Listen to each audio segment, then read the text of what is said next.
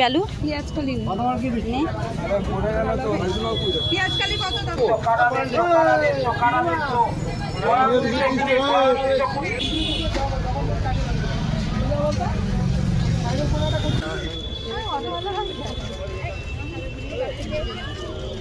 Hello everyone, আমি ইতিকা। আরও একটি নতুন ব্লগে তোমাদের সবাইকে জানাই ওয়েলকাম। আশা করি সবাই খুব ভালো আছো, আমরাও ভালো আছি। বিকেলবেলা দিদি আর আমি হাঁটতে বেরিয়েছিলাম। হাঁটা হয়ে যাওয়ার পরে দিদি বললো যে দিদিদের ঘরের জন্য কিছু জিনিস বাজার করবে, তারপর আর কি বাড়িতে যাবে। তো আমি বললাম ঠিক আছে, তাহলে চল বাজার করেই আসি।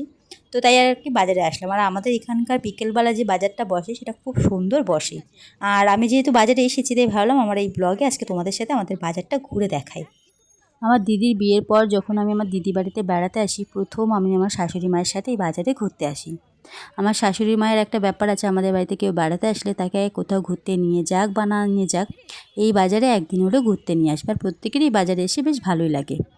তেমনি আমিও দিদি বাড়ি আসার পরে আমার শাশুড়ি মা আমাকে ধরেছে যে বাজারে ঘুরতে নিয়ে আসবে, আর আমিও আসবো না। তার কারণ বিয়ের আগে সেইভাবে কখনোই বাজারে বাজার করতে যায়নি, আর যাওয়ার প্রয়োজনও পড়েনি, যেহেতু বাড়ির বাজার বাবাই করতো সবসময়। আর বাজারে মাছের গন্ধ, মাংসের গন্ধ, সেই বিষয়টা আমার ভালো লাগতো না, আর বাজার করার প্রতিও সেই ভালো লাগাটাও ছিল না। তো আমিও আসবো না, আর আমার শাশুড়ি মাও আমাকে ছাড়বে না, নাচুর বাদা মানে নিয়েই আসবে। তো যাই হোক, একরকম তার জোড়াজুড়িতে আমি বাজারে আসি। আর এসেই প্রথম এই বাজারে ঢুকে যেটা আমার মনে হয়েছে যে বাজার কম মেলা বেশি লেগেছিল, আর খুব ভালোও লেগেছিল এই বাজারে এসে। বাজারে আসার পরে প্রথমে আমার শাশুড়ি মা পুরো বাজারটা আমাকে ঘুরে ঘুরে দেখায়, তারপরে বাজার করে বাড়িতে যায়। আর এই পুরো বাজারটা ঘোরার পরে আমার ছোটোবেলাকার একটা ভুল ধারণা পুরোপুরি পাল্টে যায়। সেটা হলো কি, গ্রামের অনেকের রিলেটিভরা দেখবে কলকাতাতে থাকে, তেমনি আমাদেরও বেশ কিছু রিলেটিভরা কলকাতাতে থাকে। তারা সারা বছর আমাদের বাড়িতে বেড়াতে যেতে না পারলেও এই শীতের সিজন আসলে একদিনের জন্য হলেও পিকনিক করতে যেত। আর তাদের প্রথম ডিমান্ড থাকতো খেজুরের গুড়, মানে খেজুরের রস খাওয়াতে হবে। তো যাই হোক, এমনও হয়েছে যে সেই রিলেটিভরা হয়তো কোনো কারণে আমাদের বাড়িতে যেতে পারেনি, তাদের যে বন্ধুবান্ধবরা রয়েছে তারা আমাদের বাড়ির ঠিকানা নিয়ে পিকনিক করতে চলে যেত। তো সেটা তো ছিল আমাদের জন্য একটা আনন্দের বিষয় যে শীত আসতে মানে আত্মীয় স্বজনরা ভরে যাবে আমাদের বাড়িতে।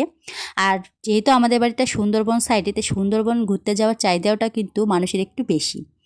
শীতের সময় গ্রামের প্রায় বাড়িতেই কিন্তু বিভিন্ন ধরনের শাক সবজি চাষ করা হয়, এবং কম বেশি সব বাড়িতে খেজুরের গুড়টা পাওয়া যায়। তাই কলকাতা থেকে যারা পিকনিকের জন্য যেহেতু আমাদের সব বাড়িতে, তারা যখন বাড়িতে ফিরতো পিকনিক করে, তখন আমার ঠাকুমাকে বলতে শুনতাম, বাবা কাকাদেরকে, যে তারা যখন এসেছে তাদেরকে জানি এই সমস্ত জিনিস দিয়ে পাঠানো হয় ব্যাগে করে। আর আমরা যেহেতু খুব একটা বিয়ের আগে কলকাতায় বেড়াতে আসিনি, তাই কলকাতায় কি পাওয়া যায় না পাওয়া যায় এই বিষয়ে আমাদের সেরকম একটা ধারণাও ছিল না। এখন যেরকম ফোন হয়েছে, ফোনের মাধ্যমে অনেক কিছুই না জানা জিনিস জানতে পারি, আর তখন তো ফোন টোন ছিল না, তাই এই বিষয়ে আমাদের ধারণাও ছিল না। তাই ঠাকুমা বাবা কাকারা যেটা বলতো সেটাই আমরা আর কি বিশ্বাস মানে জেনেই বড় হয়েছি। তাই আমাদেরও ধারণা ছিল যে কলকাতায় এগুলো পাওয়া যায় না। এমনকি আমাদের বিয়ে হওয়ার পর থেকে এখনও পর্যন্ত কিন্তু এই জিনিসগুলো হয়। মানে বাবা মা যখনই আসে সেই সিজনে যা কিছু বাড়িতে হয় না কেন সমস্ত কিছু কিন্তু নিয়ে আসে, এমনকি আমার পিসি পর্যন্ত আমাদের জন্য পাঠায়। এবার আমার ঠাকুমা বেঁচে থাকাকালীন যখনই বাবা মা আসতো, তখন বাবা মার মতো করে তো বাবা মা নিয়ে আসতো যে যা যা আমরা খেতে পছন্দ করি, যেগুলো বাড়িতে থাকতো সমস্ত কিছু আনার চেষ্টা করতো। আর তারপরেও আমার ঠাকুমা প্রচুর কিছু রেডি করতো পাঠানোর জন্য। এবার সব সময় তো সব কিছু ব্যাগে টেনে আনা সম্ভব হয় না, আবার অনেক সময় আমরাও বারণ করতাম যে এগুলো পাওয়া যায়, এগুলো আর টেনে আনতে হবে না। আর তাতে করে আমার ঠাকুমার প্রচণ্ড রাগ হতো, কেন সেগুলো নিয়ে আসতো না, এগুলো নিয়ে গেলেই না ওরা ভালো খেত, বা এগুলো পাওয়া যায় না, ওখানে কি পাওয়া যায় এগুলো, এইসব বলে রাগারাগি করতো। এবার তাকে যে বেড়াতে এনে এখানে দেখিয়ে বাজারে ঘুরিয়ে বিশ্বাস করাবো যে না কলকাতার বাজারে এখন সব কিছু পাওয়া যায়, সেটাও সম্ভব না। কারণ আমার ঠাকুমা একটু ইয়াং থাকতে সব বাড়ি বেড়াতে গেলেও একটু বয়স হয়ে যাওয়ার পরে কিন্তু কোনো রিলেটিভদের বাড়িতে বেড়াতে যেত না, শুধুমাত্র তার বাপের বাড়ি ছাড়া। বাপের বাড়িও যদি বেড়াতে যেত শুধুমাত্র দিন মানে সকালে গেলে বিকেলে আসবে এরকম একটা প্ল্যানিং নিয়ে যেত। আর যদিও বা কেউ আটকে দিত রাতে থাকার জন্য, ভোরবেলায় ঘুম থেকে উঠে কাউকে কিছু না বলে সে বাড়ি চলে আসতো। মানে এরকম অবস্থা ছিল আমার ঠাকুমার। আমার ঠাকুমার মতন তোমাদের কাদের কাদের ঠাকুমারা এরকম পাগলামোপনা করতো বা এখনও করে, অবশ্যই আজকে ভিডিওর কমেন্ট বক্সে কমেন্ট করে জানিও। যদি এগুলো পাগলামোপনা বলে না, এগুলো হচ্ছে গিয়ে আত্মীয় স্বজন বা নাতিপুতির প্রতি ভালোবাসা। তবে আমার ঠাকুমা মারা যাওয়ার পরে কিন্তু সেই জায়গাটা আমরা খুব মিস করি। বাবা মার পরে তো আরও একটা মানুষ ছিল যে আমাদের জন্য এত ভাবতো, সেই মানুষটা এখন কমে গেল, সংখ্যা কমে গেছে ভালোবাসা মানুষের। আমাদের ঠাকুমা দিদিমাদের যে ভুল ধারণাটা যে কলকাতার বাজারগুলোতে কিছু পাওয়া যায় না, সেই ধারণাটা কিন্তু আমাদের বিয়ের পর আমাদের পুরোপুরি চেঞ্জ হয়ে গেছে।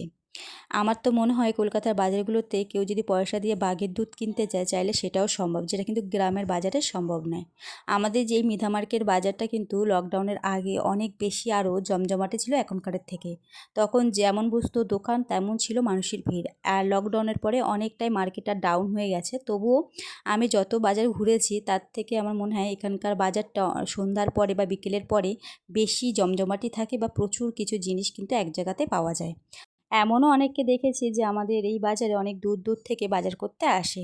যাই হোক, তোমাদের সাথে গল্প করতে করতে দিদির কিন্তু বাড়ির জন্য অনেক কিছুই বাজার করা হয়ে গেছে।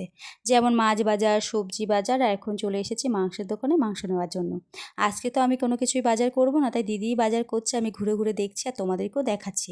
মাঝে মাঝে কিন্তু দিদিকেও একটু একটু হেল্পও করছি। যাই হোক, এই দেখো এই দোকানটাতে সমস্ত কিছু কিন্তু পাওয়া যায়, মুরগির ছাল, মুরগির পা, গিলে, মেটে, মানে যে যেটা নিতে চায় সমস্ত কিছু পেয়ে যাবে। এখন যেরকম প্রায় দোকানে মাংসের প্রায় দোকানে দেখা যায় মুরগির ছাল পা বেছে পরিষ্কার করে বিক্রি করে। আগে কিন্তু এমনটা দেখা যেত না, তবে আমাদের এই বাজারে অনেক আগে থেকে কিন্তু আমি এরকম দেখি যে মুরগির ছাল পরিষ্কার করে পা পরিষ্কার করে বিক্রি করে। তো যাই হোক, এই যে মাংস নেওয়া হয়ে যাওয়ার পরে আমরা চলে এসেছি আলুর দোকানে। দিদি এখান থেকে আলু নেবে আর দিদির ব্যাগ ধরে আমি দাঁড়িয়ে রয়েছে, সাথে কিছু ভিডিওও করছি। আমরা যখনই দুজন কোথাও বেরোই, বিশেষ করে বাজার করার ক্ষেত্রে একসাথেই বেরোনোর চেষ্টা করি, তাতে দুজন দুজনার জন্য অনেকটা হেল্পও হয়ে যায়। আজ আমার কোনো কিছু বাজার করার নেই, দিদি অনেক কিছুই বাজার করবে আর ওর ব্যাগটা একটু টেনে দিলে ওর একটু হেল্পও হবে। আবার এমনও হয় আমি বাজার করতে আসি, দিদি আমার সাথে আসে, এসে আমার ব্যাগটা টেনে দিয়ে আমাকে হেল্প করে।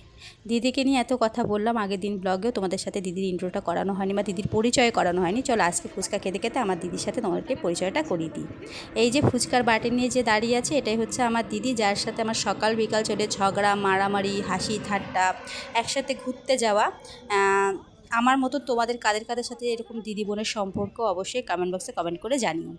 তাহলে আজকের ব্লগের গল্প এখানেই এন্ড করছে, আবারও তোমাদের সাথে নতুন ব্লগে নতুন গল্প হবে। ততক্ষণ সবাই ভালো থেকো, সুস্থ থেকো, আর ব্লগটা কেমন লেগেছে জানিও। টাটা।